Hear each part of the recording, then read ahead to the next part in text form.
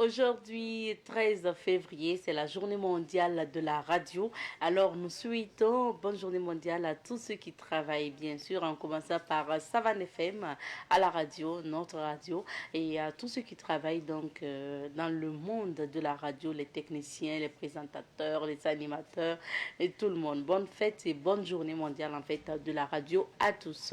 Madame, messieurs, bonjour encore et bienvenue à ce nouveau numéro de l'émission Bonjour le Faso. Nous sommes ravis de vous retrouver. La semaine dernière, dans la rubrique 1 sur la société, nous avons parlé des jardins scolaires. À la suite, cette semaine, nous parlons donc de l'élevage, l'apprentissage ou l'initiation à l'élevage au niveau donc de l'école primaire déjà. On en parlera ici avec Monsieur Sibiri Kieno qui est donc professeur d'SVT à Comselga. Il sera là pour parler de ce sujet avec nous. Ça sera dans un nœud sur la société. Bien avant cela, nous allons avoir les conseils de Yasmine Diète. Yasmine Zerbo qui nous parle aujourd'hui de l'alimentation de la personne amenée. Donc, personnes souffrant donc d'anémie. On en parlera tout à l'heure dans la rubrique invité du jour. Madame, messieurs, merci de nous renouveler votre fidélité et je rappelle que cette semaine donc nous partons pour la rubrique à la découverte 2. C'est la première rubrique de cette émission bien sûr. Allez, on y va et on revient. Anisogma Bobokaou, puisque nous sommes en fait dans l'ouest du Burkina pour vous faire découvrir les pics de Sendou qu'on retrouve dans ce village Sénoufo, donc à Sendou. On découvre ces pics de Sendou-là à travers les témoignages aussi des guides touristiques. Donc je vous invite à suivre la visite de notre guide au niveau des pics de Sendou et écouter l'histoire surtout de ces pics-là. Et on revient pour la suite. Comme vous le constatez déjà, ces pics de Sendou sont un grand patrimoine touristique national et naturel. Mais c'est aussi un très grand patrimoine culturel, en même temps culturel pour la population sénéfo de Sendou, aussi pour les sénéfos de l'Afrique de l'Ouest, car on y organise souvent des rites, tels que des méditations, des vœux, des sacrifices, et une petite partie de l'initiation des jeunes est souvent organisée à partir de ce site. Bien sûr, l'initiation des jeunes au masque sénéfo. Donc c'est pourquoi nous demandons à tous visiteurs de pratiquer l'écotourisme qui consiste à visiter, à apprécier, à profiter, mais à ne pas participer à sa dégradation. Pour dire que pendant la visite, on ne doit rien laisser sur le site à travers les stations, les lotistes et les papiers. Mais on peut bien les utiliser et chacun garde ses déchets. Une fois quitté sur le site, on pourrait se vider dans une poubelle en bas. On dit bien les pics de Sendou car c'est un site qui a été habité par la population de Sendou. Il nous reste toujours des vestiges tels que des morceaux de poterie, des meules, etc. Donc si au cours de la visite on voit, on peut les prendre, les regarder et il faut savoir qu'on doit les déposer. Pour dire qu'on ne doit rien laisser sur le site, on ne doit rien emporter. L'origine de cette pics de Sendou remonte près de la mer précambrienne. Il y a environ 670 millions d'années selon la géologie. Et pour dire qu'en ce moment, une grande partie de l'Afrique est couverte par l'eau. Et cette eau, pendant son retrait, a laissé développer la sédimentation du sable qui ensuite s'est compactée pour donner naissance à ces blocs de rochers. Et cette roche de nature grès est composée de sable, de mica, de quartz et un peu de métal. Alors, rongée, sculptée et taillée par l'érosion hydrique, l'érosion éolienne, l'érosion par la dilatation et par l'action des plantes, ces roches ont pris des formes de pics et même des formes imaginaires. Donc quand on va arriver sur le plateau, nous allons pouvoir imaginer beaucoup de choses. Et pour la montée, on va partir par ces escaliers pour se retrouver sur un plateau d'environ 4 km qui a été habité et utilisé comme forteresse naturelle par la population sénéfo de Sendou pour se mettre à l'abri des razzias et des guerres tribales du XIVe siècle jusqu'à 1813. Et lieu de culte et de croyance pour les Sénéfos, ce plateau reste un site sacré où se tiennent toujours des pratiques ancestrales animistes. On a des formes imaginaires, parce que j'ai dit au début que ces roches avaient été rongées, sculptées et taillées par l'érosion du vent de la pluie pour prendre des formes de pics et même des formes imaginaires. Quand vous regardez par là, moi personnellement je trouve quelques trois têtes. Il y a une première tête à gauche qui porte un petit bonnet sur le crâne. Voilà, une deuxième au milieu avec un long cou qui a une coiffure asiatique. Voilà, et voici une troisième, voilà, un peu vers la droite. Voilà. Vue de presse présentée aujourd'hui par Alphonse Ouitrago. Bonjour Alphonse. Bonjour Madame Nikiema, bonjour à toutes et à tous. Ok, la cohésion pour commencer. Oui, la cohésion nous parle ce matin du retrait de Burkina Faso de la CEDEAO et à propos, le journal écrit: notre retrait de la CEDEAO n'est ni orienté contre personne, contre aucune institution ou contre aucun État. Ce sont donc les propos du Premier ministre Apollinaire Kyelem de Tambela. Toujours dans ce journal, on peut lire sur le même sujet que le secteur privé s'engage, c'est-à-dire à la page 4 et 5 du journal. Patrice Talon, président du Bénin, déclare que ce soit le Niger, le Burkina ou le Mali, c'est une question qui personnellement me peine. Donc, il parle toujours de cette question de la CEDEAO. L'année du dragon, tout ce qu'il faut savoir sur le nouvel an chinois 2024, c'est-à-dire à la page 11. Toujours dans ce quotidien, on peut lire Journée mondiale de la radio, l'édition 2024 célébrée sous le thème le riche passé de la radio, sa pertinence toujours actuelle et son avenir promoteur. Service d'hémodialyse au CHU Yalagado et Tengango. Nipro Corporation Japon s'assure du bon fonctionnement des équipements fournis, nous apprend le journal. Le journal Le Quotidien lui affiche ce matin échange entre le gouvernement et les acteurs du secteur privé sur le retrait du Burkina Faso de la CEDEAO. Et à propos, le ministre Cheikh Poda, en charge du commerce, déclare: ce retrait offre au Burkina d'immenses possibilités de mener des négociations et de signer des accords commerciaux avec des partenaires de choix. Victoire de la Côte d'Ivoire à la CAN, des Ivoiriens réagissent. Réunion des ministres de l'AES, les experts balisent le terrain à Ouaga, nous informe le journal. Bassolma Bazier, à propos du terrorisme dans le centre-ouest, déclare: si nous mettons la main sur un complice, nous allons le travailler copieusement. Un autre journal, c'est le journal Aujourd'hui au Faso, qui écrit: retrait du Burkina Faso de la CEDEAO, le PM rassure et assume face aux acteurs du secteur privé. Réunion des ministres de l'AES annoncée le 15 février prochain. Des hauts fonctionnaires balient déjà le terrain à Ouagadougou, écrit le journal Aujourd'hui au Faso. Arge 2024, le MATDS met en garde contre toute fraude, écrit le journal. Sénégal, une amnistie pour sauver les meubles, s'interroge le journal Aujourd'hui au Faso. L'après-CAN 2023, infrastructure étoffée qu'il faudra entretenir et occuper. C'est un autre titre du journal Aujourd'hui au Faso. Passons avec le journal Le Pays qui écrit: retrait du Burkina de la CEDEAO, le gouvernement rassure le secteur privé. Sacre des éléphants à la CAN 2023, des Burkinabés apprécient. Tout est accompli pour Ado, écrit donc le journal Le Pays. Toujours dans ce quotidien, on peut lire dans la rubrique AT Foot: Côte d'Ivoire, les mots classes de Faye pour Gassé. Ministère de la Défense, des sous-officiers mis à la disposition du ministère des Affaires étrangères, écrit le journal. Oundé, un opérateur économique assassiné à domicile, nous informe le journal Le Pays. Terminons avec l'observateur Palga qui barre à sa une ce matin: gestion et recouvrement des avoirs saisis ou confisqués. Explication de texte avec le magistrat Seydou Ouedraogo. Retrait Mali, Burkina, Niger de la CEDEAO. Matinée d'échange du PM avec les acteurs du secteur privé. Forces armées nationales, 4 soldats radiés pour trafic d'armes, nous apprend le journal. Report de la présidentielle au Sénégal, la CEDEAO face à la quadrature du cercle, c'est-à-dire dans la rubrique Regard sur l'actualité. Sacre de la Côte d'Ivoire, CAN 2023, des Burkinabés donnent leur avis et c'est-à-dire à la page 13 du journal. Réunion de hauts fonctionnaires de l'AES du 15 février, les experts aplanissent les sentiers, nous informe le journal. Merci bien Alphonse pour cette lecture. Et on revient sur quelques sujets d'actualité. On débute par le sujet en lien avec le retrait du Mali, du Burkina et du Niger de la CEDEAO. Il y a eu du moins une matinée d'échange avec le Premier ministre burkinabé. Alors, on en parle? Oui, tout à fait, parce que c'était hier donc dans la matinée.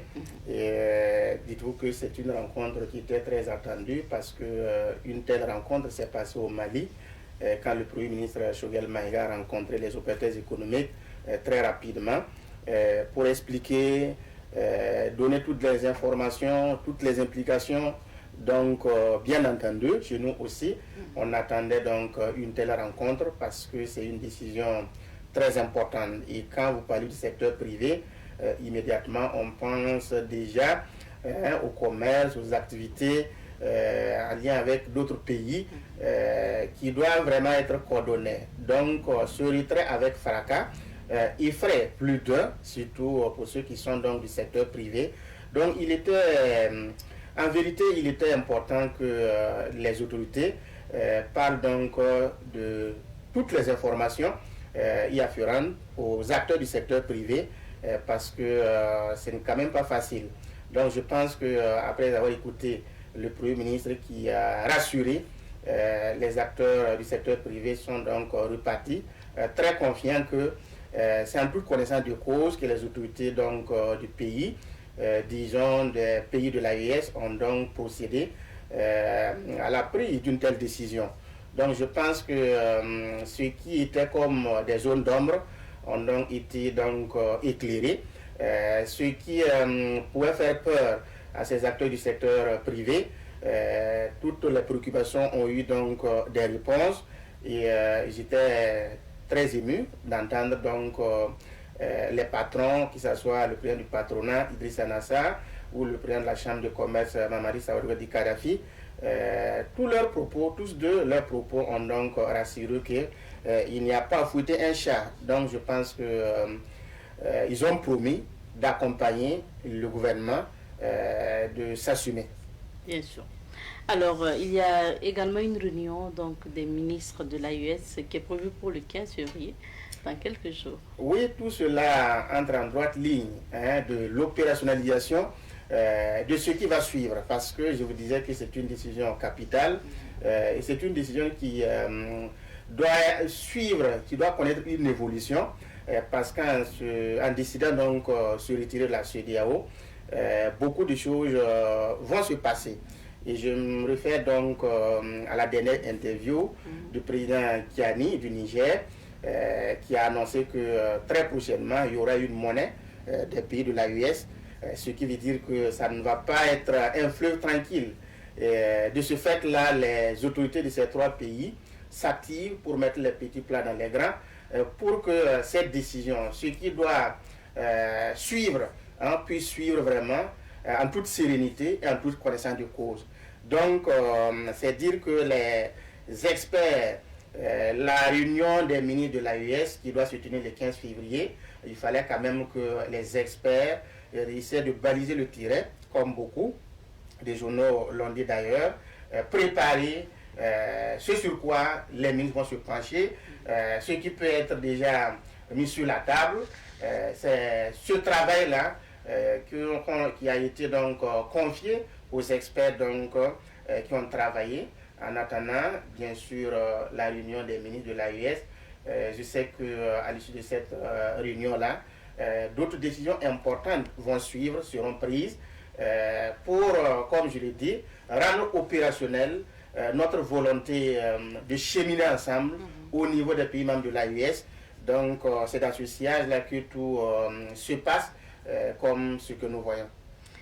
On parle d'autre chose. Le ministre Bassolma Bazié, à travers sa sortie sur le terrorisme, fait polémique en ce moment. Oui, ça fait polémique parce que déjà les gens ont commencé à parler, parce qu'il vient de la région du centre-ouest. Il est allé, or en tant qu'autorité, bon, il doit parler de façon générale, mais pas étant donc fils de cette localité-là. Bref, ça ce n'est pas important. Ce qui est important ici, est-ce que ce qu'il a tenu comme discours est vrai ou ce n'est pas vrai? Moi je pense que c'est à cela donc qu'il faudrait s'atteler. Il dit par exemple que si on met la main sur un complice, il sera traité, travaillé copieusement. Ça c'est une vérité. Ça veut dire que dans le passé, nos localités étaient tellement organisées que un ménage ou un chef de famille ne pouvait pas héberger un étranger, fut-il un de ses amis ou une de ses connaissances, sans quand même informer, par exemple, le chef de la localité ou du village. Donc, si tu as eu ou tu héberges un étranger, tu dois communiquer, tu dois signaler. Et ou du moins, si c'est quelqu'un que tu ne connais pas assez, il faut quand même signaler. Nos sociétés étaient organisées de telle sorte que il n'y avait pas le désordre. Mais avec le temps, nous avons vu que des gens se permettent d'accueillir des gens où souvent ils ont connaissance de certaines choses, ils ne disent pas, ils ne dénoncent pas. C'est tout cela qui a contribué à rendre la situation difficile. On ne peut pas admettre que des gens se mettent à avoir des informations sur des complices, sur des suspects, et ils ne communiquent pas. Ça, ce n'est pas bien. Je pense que c'est un discours de vérité, et ce discours doit être véhiculé un peu partout. Toutes les personnes qui sont issues des différentes localités, si on est d'accord que ceux qui sont en train de nous frapper, de nous taper, parmi eux, il y a nos enfants, ce sont nos propres fils, nos frères, mais il y a nécessité à ce que des gens qu'on estime comme des leaders puissent parler à ces personnes-là, qu'ils déposent les armes, que chacun essaie de se tenir comme il se doit. Moi, je pense que tout cela peut aider. Mais si on se met dans ce pessimisme, on s'enferme, on commence à accuser X ou Y, à la limite, on ne veut même pas qu'on parle d'une telle localité parce qu'il y a ça. On ne veut pas qu'on interpelle des filles de cette localité. Or, nous savons qu'il y a ça et ça. Je pense que ça pose problème. Le moment est arrivé pour tout un chacun de se dire la vérité, de comprendre qu'il n'y a pas qu'avec les armes que nous pouvons vaincre vraiment ce terrorisme-là. Mais il y a la participation, le concours de tous. Que ça doit être un message, ça doit être notre façon, une technique d'approche, ça peut vraiment aider. Ce qu'il a tenu comme discours, ça fait peur à ceux qui voudraient s'aventurer dans ça. Donc je pense qu'il faut prendre son message là sous ce temps de quelqu'un qui prévient, de quelqu'un qui interpelle les villageois, les populations de cette localité, que tous ceux-là qui s'infiltrent dans cette zone-là, dans la forêt de Tiogo, qu'ils comprennent qu'il y a un message qui est clair. Leur paillage est donc arrêté dans cette partie. Une note du gouverneur est sortie. Il serait vraiment ravi qu'après donc son passage, que le gouverneur aussi continue de passer, véhiculer de tels messages.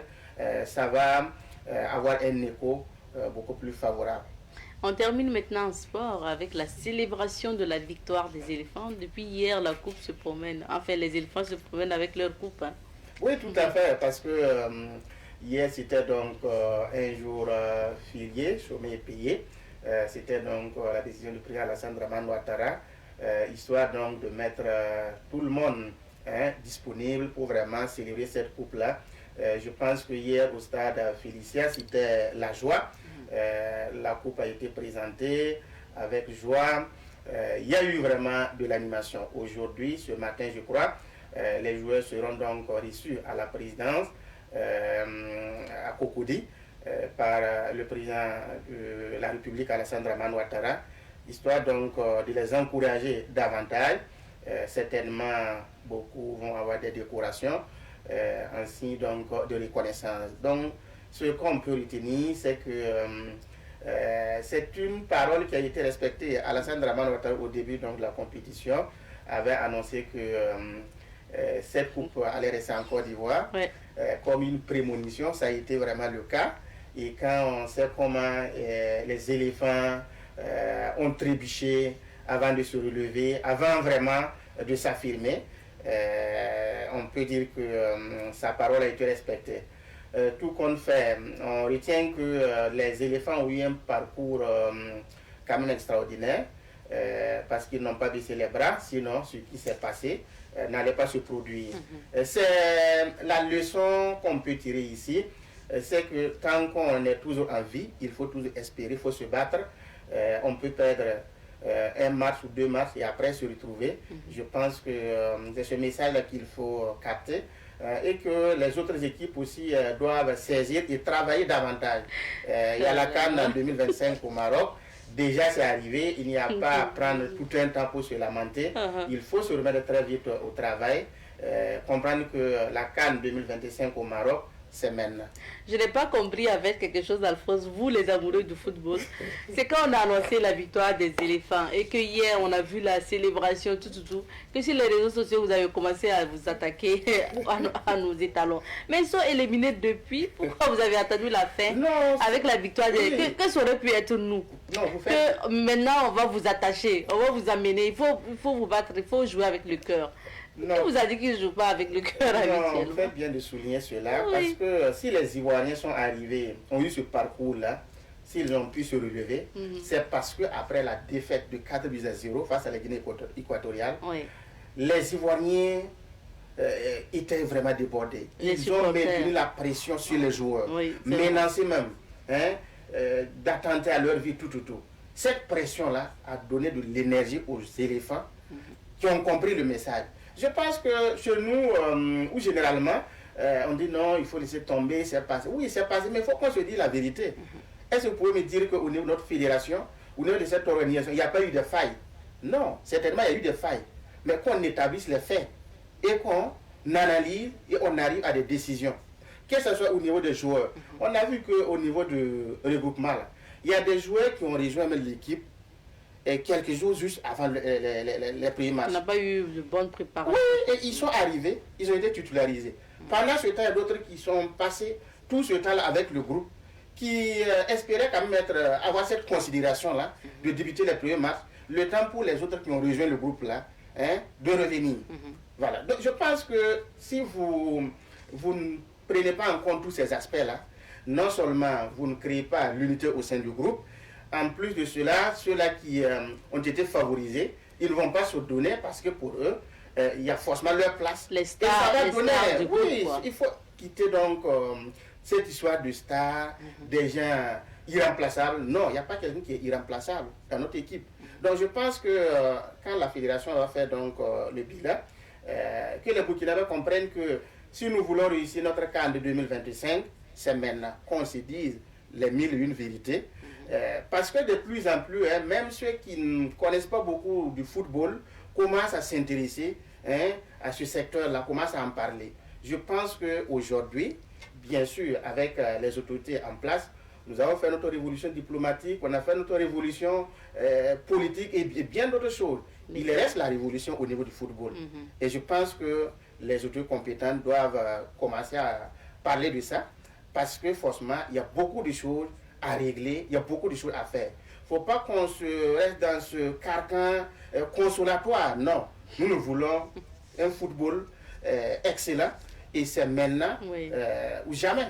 Oui, pardon, une seule étoile, ça ne va pas nous faire du mal en commençant une seule étoile. Et je pense que ça doit commencer aussi par le bon choix de l'entraîneur. Vu que Robert Velud a été remercié, il faut quand même aussi mûrir la réflexion du moins pour trouver un bon coach aux étalons. Un bon staff. Un bon staff. Donc voilà, Alphonse agrandit les choses.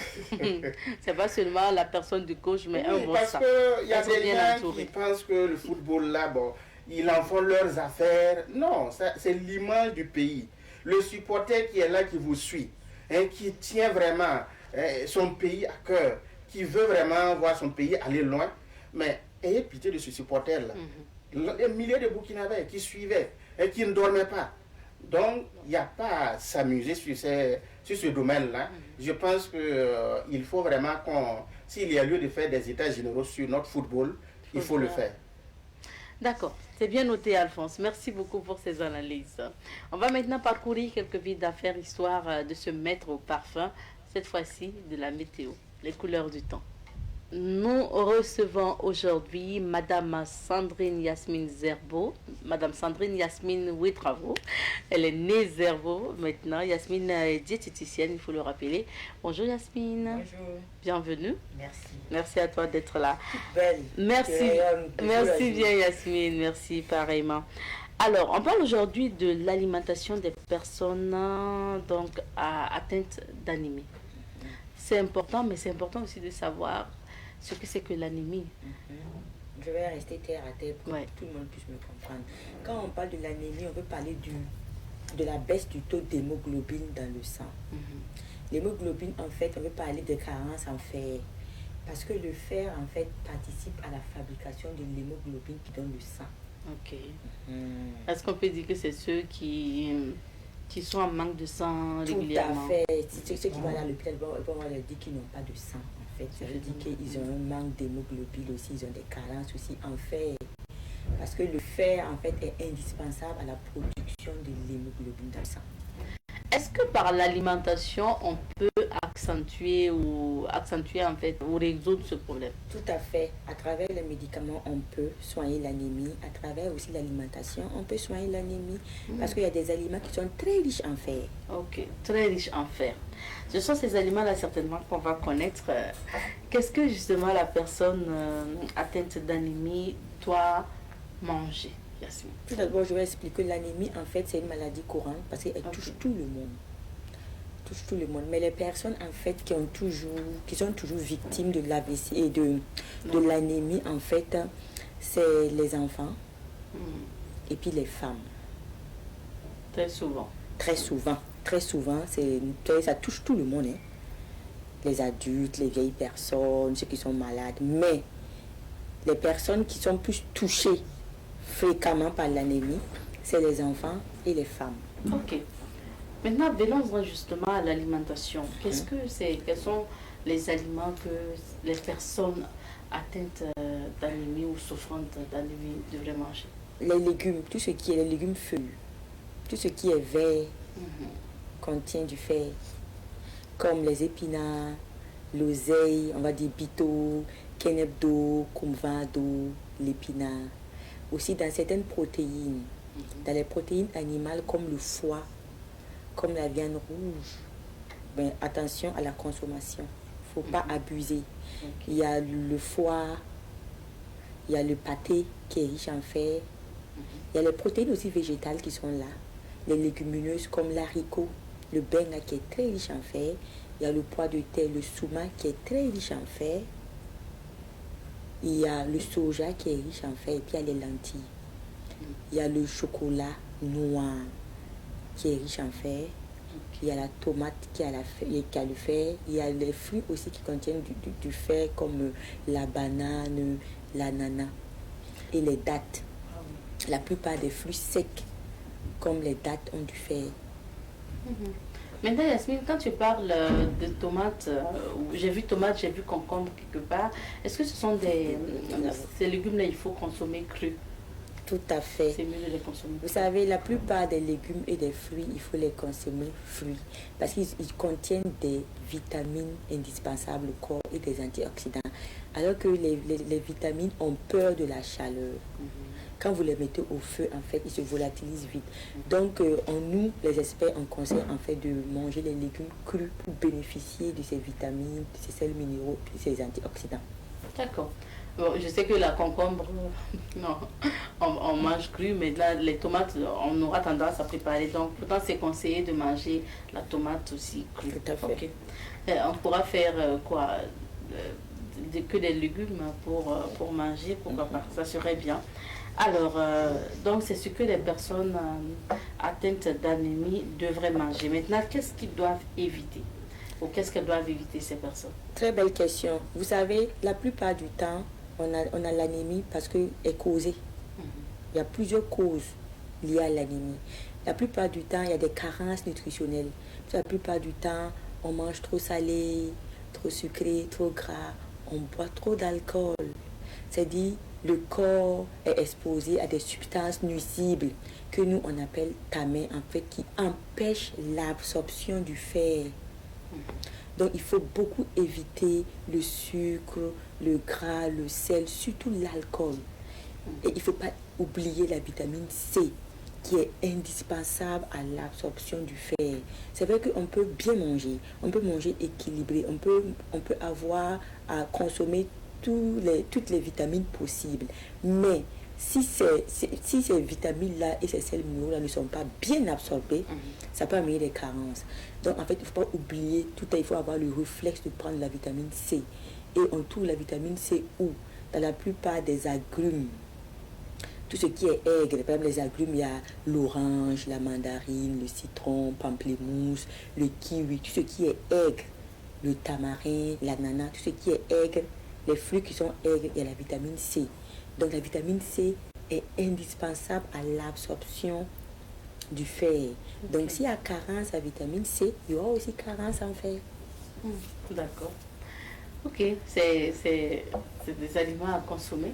Merci en tout cas de nous dire les aliments qui comportent justement du fer. On va composer des assiettes ou composer en fait des régimes alimentaires tout à l'heure, Yasmine, avec ta complicité. Mais on va marquer une petite virgule avec la complicité de Noufou Bonkongo à la réalisation.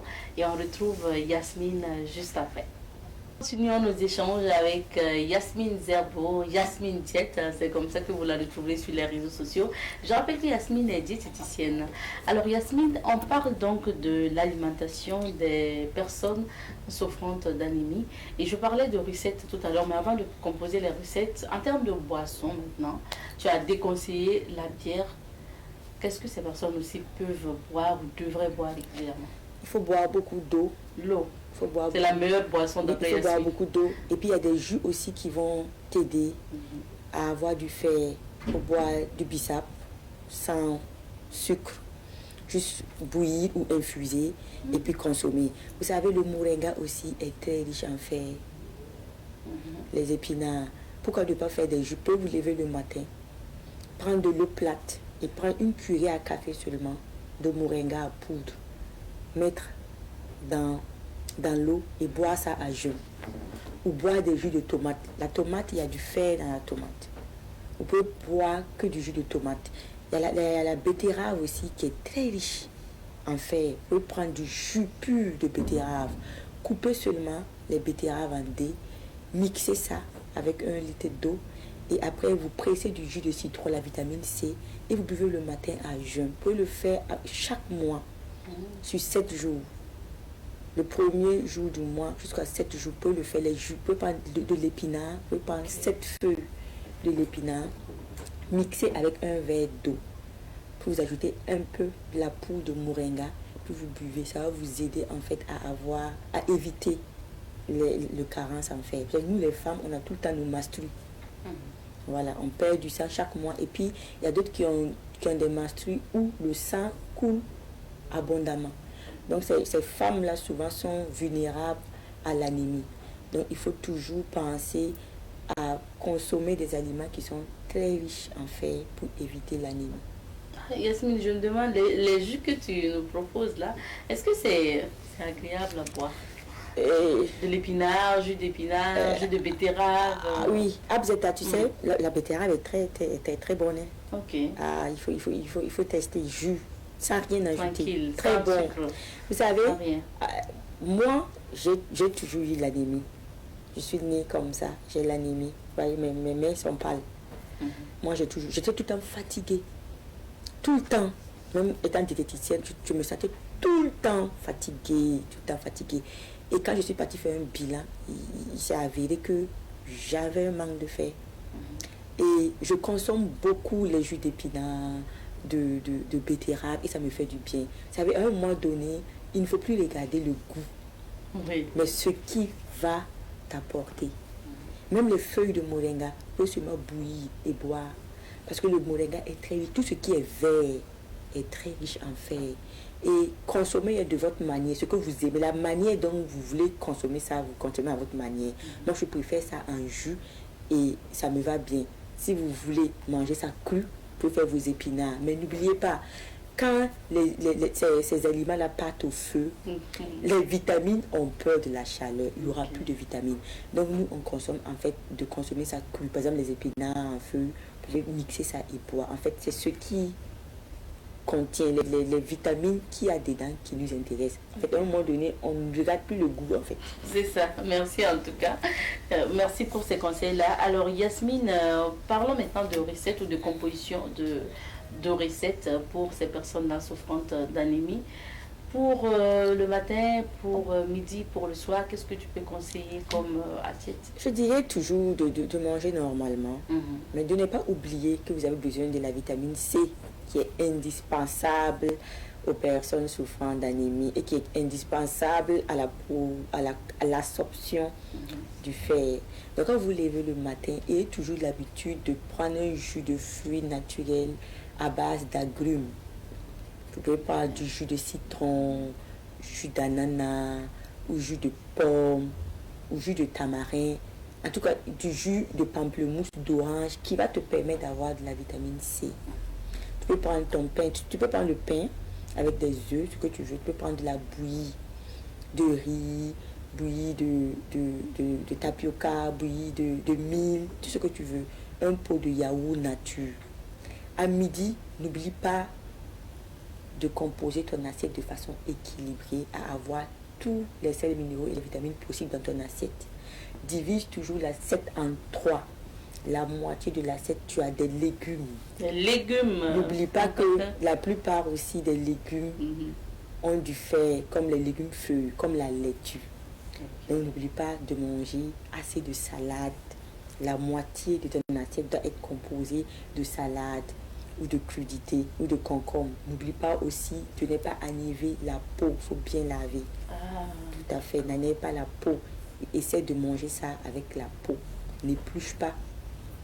Parce que la peau contient du bêta-carotène. C'est un bon antioxydant qui va t'aider à lutter contre beaucoup de maladies. Donc, c'est des mauvais comportements alimentaires que nous adoptons. Bon, c'est l'oubli. Donc, et c'est la méconnaissance, hein, Yasmine, c'est pas l'oubli, c'est l'ignorance. Ben, tout à fait. On a l'habitude de n'épluchez pas. Il faut bien laver seulement. Bien laver seulement. Et puis, vous mangez ça avec la peau. Et n'oubliez pas qu'il y a certaines protéines qui sont très riches en fer. Il y a la viande. Nous, les diététiciens, là, on demande de réduire la consommation de la viande. Il faut aller au poisson ou au poulet. Et après, vous avez votre céréale. Il y a du céréal aussi. Il y a certains céréales aussi qui ont du fer. Hein. Voilà. Il faut prendre du thon, du riz, voilà, du spaghetti et tout. Et il faut aussi consommer beaucoup, au moins 2 fois ou 3 fois dans la semaine, au moins prendre des légumineuses. Comme le benga, le souma, les lentilles et puis le soja. Beaucoup vont me dire, ah Yasmine, quand je prends les légumineuses, en fait, ça me donne des ballonnements. Mais il y a des manières de préparer ces légumineuses-là pour que ça ne donne pas de flatulences. En fait, il faut juste tremper l'haricot. Si tu as envie de manger l'haricot à midi, quand tu te lèves le matin à 6 heures, tu trempes ça dans l'eau. Que ça soit le souma, que ce soit le lentilles, que ce soit le soja, il faut tremper dans l'eau au moins 4 heures à 5 heures. En ce moment, tu vas trouver qu'il y a des bouillées tout blancs sur l'eau. En fait, c'est les gaz. Tu jettes. Et en ce moment, l'haricot ou les pois de terre se sont gonflés. Ils ont bu l'eau. Et en même temps, quand tu vas te mettre à cuire, ça ne va pas prendre du temps. Ça va prendre au moins 30 minutes à 45 minutes. Et ça va cuire. Ça, tu n'as plus besoin d'ajouter de la potasse.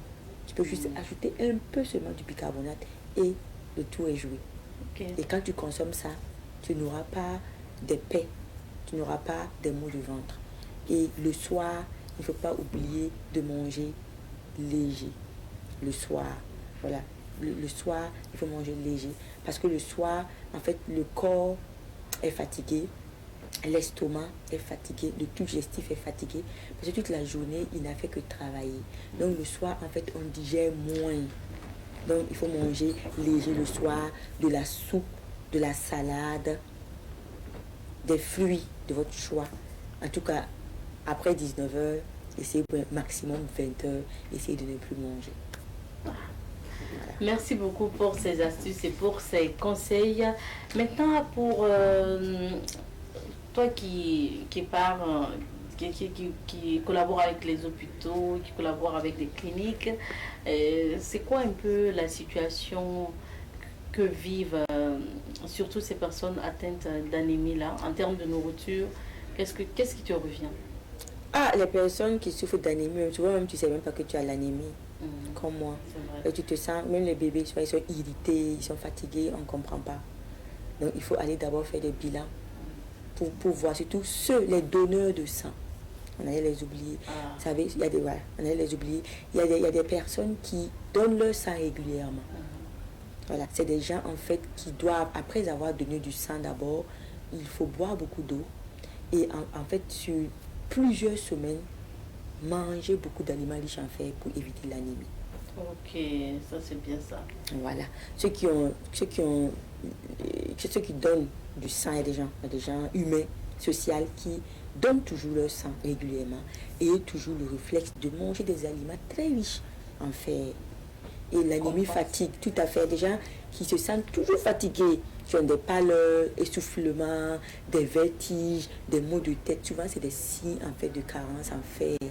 Et c'est la maladie la plus répandue. Hein. Par exemple, quand tu demandes à quelqu'un d'aller faire des examens NFS, tu te rends compte, par exemple, quand j'ai au moins 10 patients, au moins 5 comme ça, quand je vais voir l'NFS, il y a manque de fer en fait. Il faut l'aider. Il faut lui montrer les aliments. C'est-à-dire que chacun de nous a besoin d'éducation nutritionnelle, en fait. On a besoin de connaître les aliments, s'imprégner des aliments locaux qui peuvent nous aider à avoir du fer. Par exemple, nous qui négligeons les légumineuses, on se dit que non, c'est les pauvres, en fait, qui mangent. Alors que non, le benga est très riche en fer. Le souma. Et puis, il faut aller aussi beaucoup vers les kumvado, kenebdo, bito, épinards. On a plein de feuilles, hein, au marché qui peuvent nous apporter du fer. D'accord.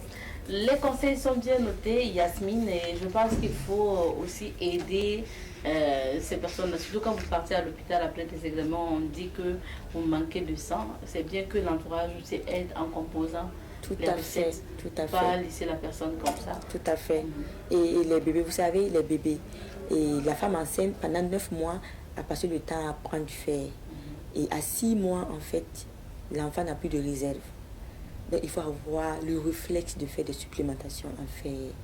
Donc, à 6 mois déjà, c'est vrai qu'on a fini de faire l'allaitement maternel exclusif. Maintenant, il faut faire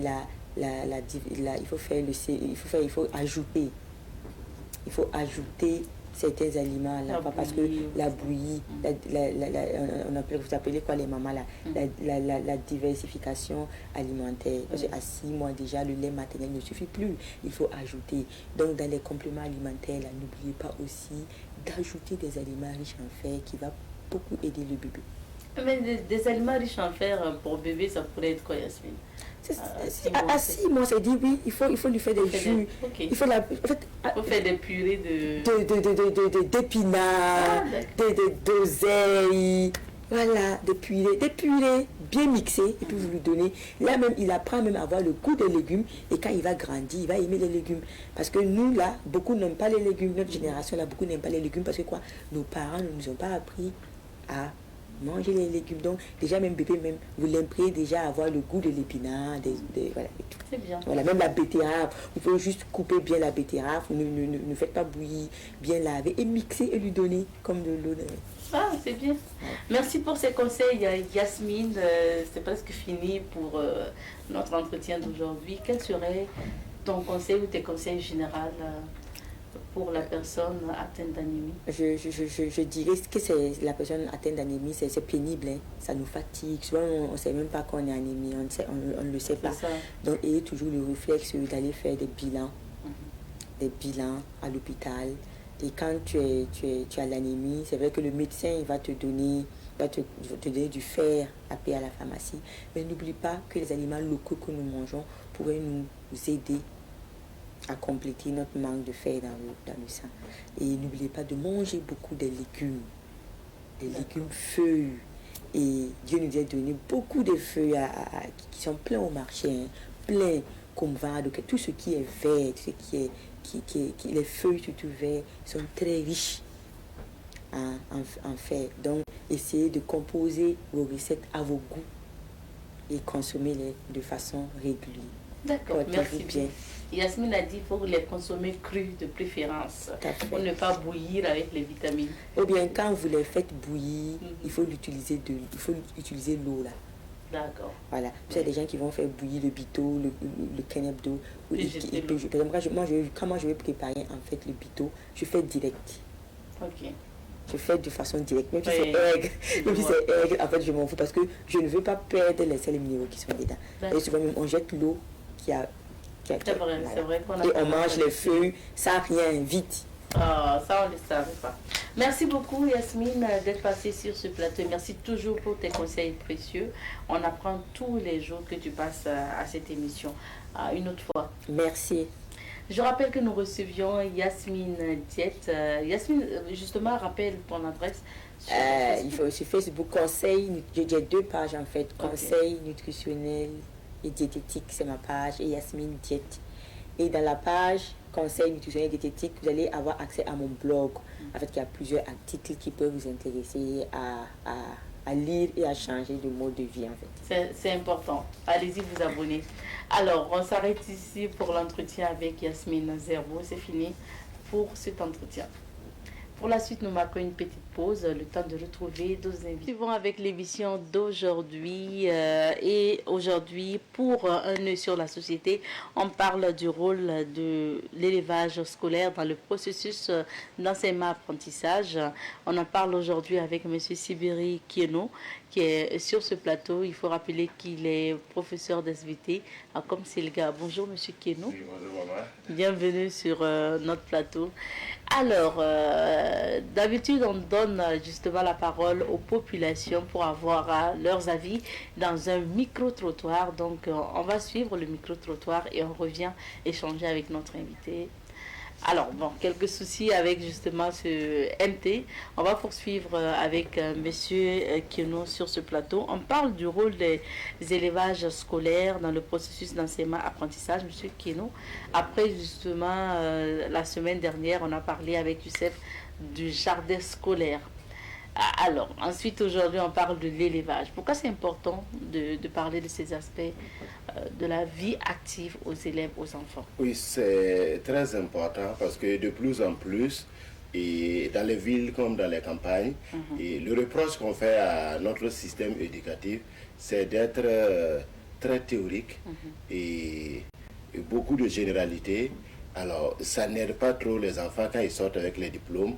Et ça les éloigne des activités de leurs parents. Oui. Alors, celui qui part à l'école, alors, il se distingue de l'agriculteur, il se distingue de l'éleveur, alors que ça ne doit pas être ça.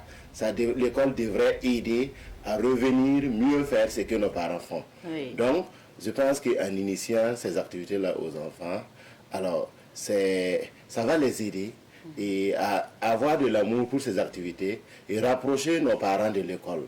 Alors, ceux qui avaient des griefs contre notre système, ils vont comprendre que l'école est venue pour parfaire alors, ce qu'eux ils font. Et ce n'est pas 2 systèmes distincts.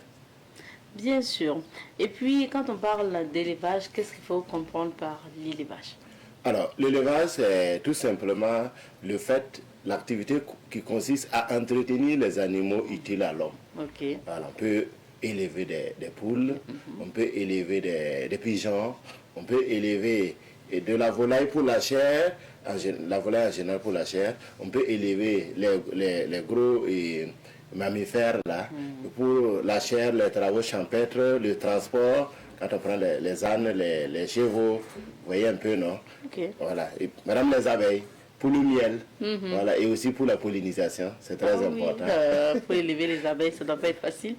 Justement, parlant d'élevage des animaux, quels sont les animaux, selon vous, qui sont faciles d'élever?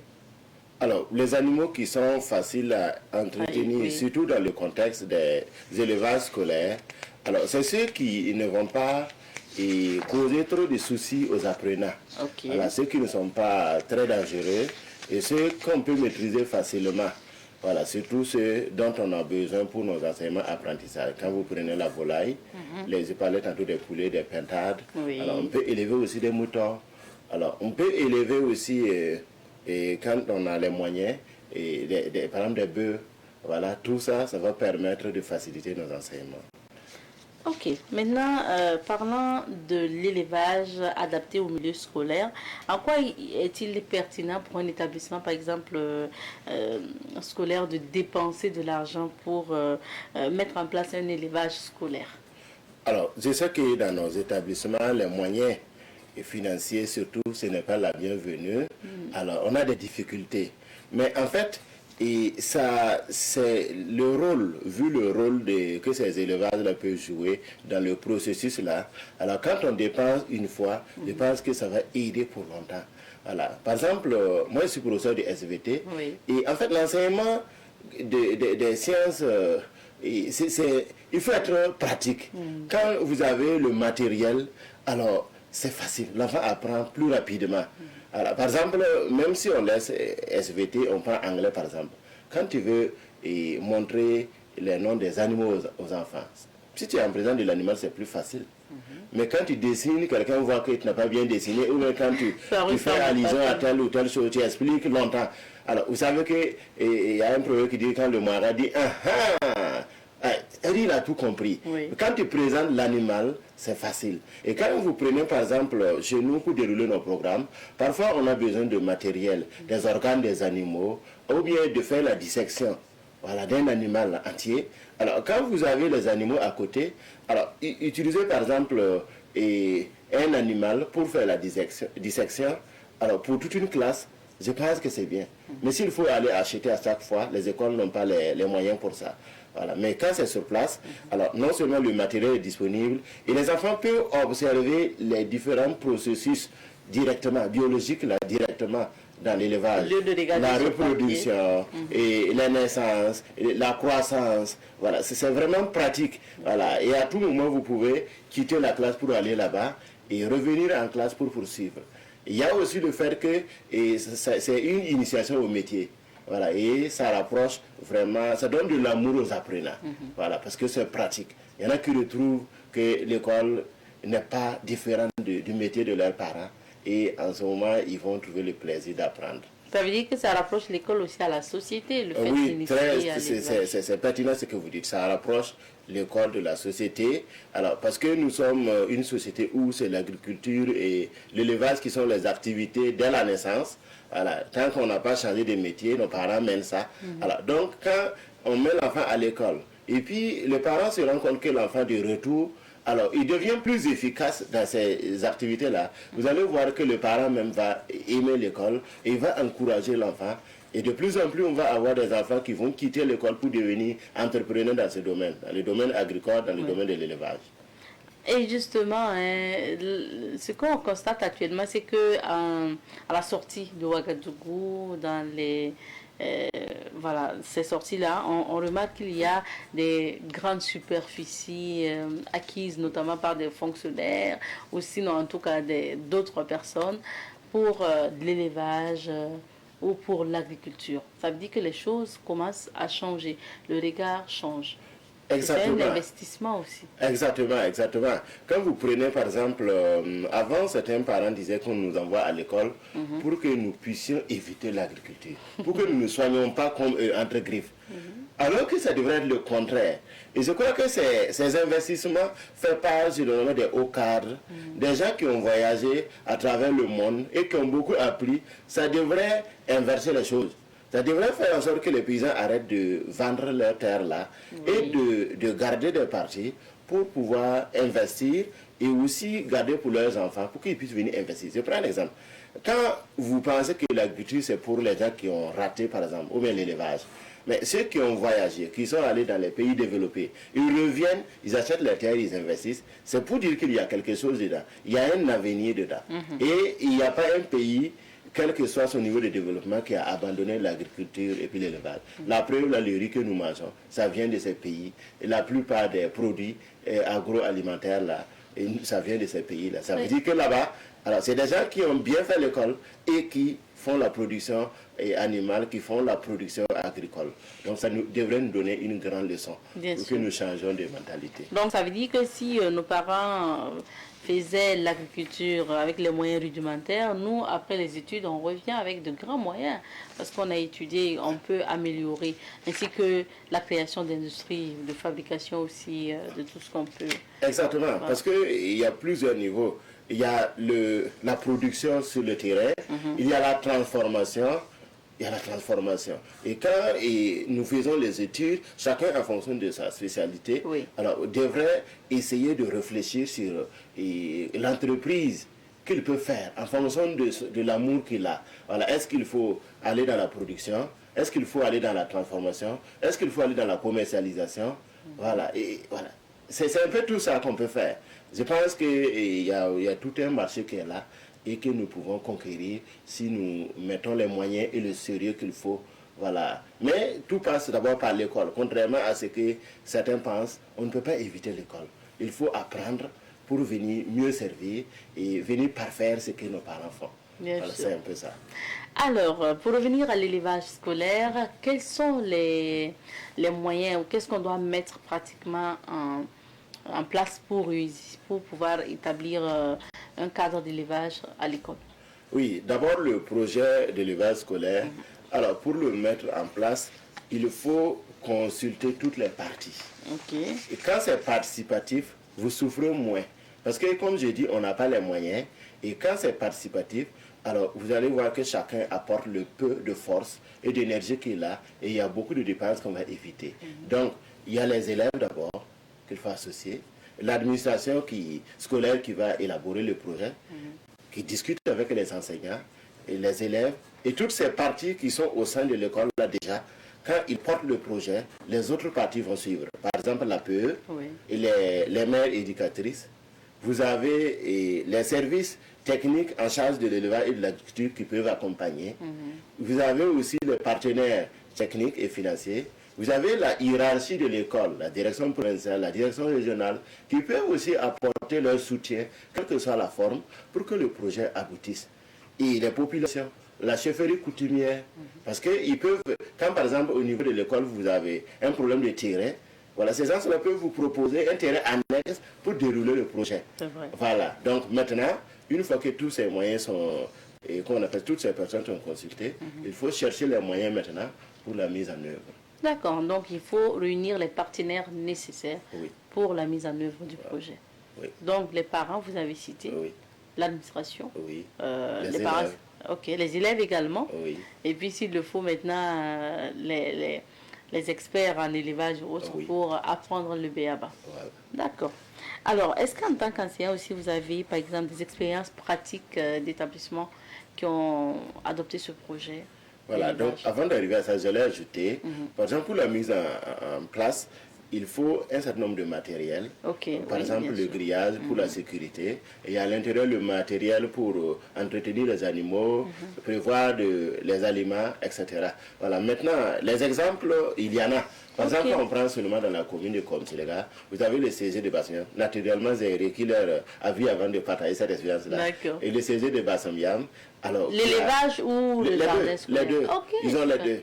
Ils ont un système d'élevage, ils ont un système de, comment on appelle ça, de jardin scolaire. Vous avez le lycée catholique Bon Pasteur de Komselega aussi, alors où ils font les deux aussi, la production et puis, comment on appelle ça, la production animale et puis le jardin scolaire. Et les deux, ça marche. Vous allez voir qu'à l'intérieur, ça contribue à améliorer, et comment on appelle ça, les aliments qu'on sert aux enfants, c'est-à-dire la cantine scolaire. Parce qu'on a des légumes, on a des fruits, alors vous avez la papaye, les tomates, et tout cela c'est utilisé pour la consommation du personnel et puis des élèves. Et c'est important. Et, voilà. Et les élèves, vraiment, quand vous voyez, ils trouvent beaucoup d'enthousiasme en travaillant dans comment on appelle ça, dans le jardin comme dans l'élevage. Voilà. Et quand il y a les séances de travail manuel, vous voyez que les enfants, vraiment, ils sont contents. Surtout que certains ne sont pas issus d'un milieu où il y avait l'agriculture. C'est ça, c'est quelque chose de nouveau. Et ça les aide vraiment à découvrir les plantes, à découvrir les animaux, leurs noms. Et de retour à la maison, c'est eux qui deviennent maintenant des enseignants auprès de leurs jeunes frères et même auprès des parents. Voilà, c'est un peu ça. C'est bien. Vous êtes professeur d'activité, il faut le rappeler, à Komselega justement. Est-ce que vous pensez que les autres établissements, pas seulement qu'à Komselega, les autres établissements partout au Burkina devraient adopter ce système d'apprendre l'élevage et l'agriculture dès le bas âge aux enfants? Oui, c'est très important. C'est très important. Que ce soit en ville ou en campagne, c'est nécessaire. En campagne, parce que, comme je l'ai dit, quand c'est mis en place, ça vraiment, ça ouvre les yeux des parents agriculteurs. Ils comprennent qu'à l'école aussi, on peut faire ces choses-là. Voilà. Et en ville, c'est important parce que vous avez des enfants parfois qui ne connaissent même pas les noms des plantes. Ils ne connaissent pas les noms en français, ni en mollet, ni en tout cas dans leur langue maternelle, ils ne connaissent pas. Ils ne connaissent pas les animaux. Et quand on met ça en place dans les établissements en ville, vous allez voir que les enfants vont trouver beaucoup d'amour pour l'école. Ils vont retrouver le plaisir d'apprendre. Voilà, c'est très important. Puisque, en fait, quand nous prenons les enfants en classe, celui qui a un problème en mathématiques, là, mais il a besoin d'un cadre pour montrer que lui aussi il est excellent là-bas. Et quand ce cadre-là est trouvé, que ce soit le sport ou bien l'agriculture ou bien l'élevage dont on parle, alors quand tu reviens en classe, tu peux lui dire, le convaincre que de la même façon que tu as été excellent de ce côté-là, ici aussi en mathématiques, en SVT, en philo, alors tu peux, si tu donnes le meilleur de toi-même, tu peux t'améliorer. Et c'est vraiment efficace. Donc, je pense que c'est nécessaire. Ok. Merci en tout cas pour ces conseils et merci à vous d'être passé sur notre plateau. Merci beaucoup. Permettez-moi de dire merci à mon professeur, l'inspecteur Mano. Voilà, qui nous a donné ce cours quand on était à l'IDS. Ah oui. Voilà, il y a des professeurs là, quand ils passent dans ta vie, alors ils changent beaucoup. Voilà, profondément. Ah oui, merci bien. Donc on lui passe le bonjour. Professeur Mano, vous êtes voilà, Mano. On lui passe le bonjour également. Merci beaucoup, Monsieur Kieno, d'être passé. Je rappelle que Monsieur Siviri Kieno est professeur d'SVT à Comsiliga. Merci. Et puis c'est sûr que tout à l'heure, quand vous allez le trouver, vous allez ah oui, on a monsieur, on vous a vu à la télé. Bon. Ils sont en classe certainement actuellement. Ah donc on oui, leur souhaite, je vais les retrouver dans un instant. Dans un instant. D'accord, super. Merci à vous d'être passé. Merci à vous également, fidèles téléspectateurs de Bonjour le Faso. On s'arrête ici pour l'émission d'aujourd'hui. Alors, demain, c'est la Saint-Valentin. On vous souhaite de vivre l'amour tout au long de cette journée et surtout demain. Alors, voilà, prenez soin de vous tout simplement et n'hésitez pas à partager l'amour autour de vous parce que le monde se porte mieux quand il y a de l'amour.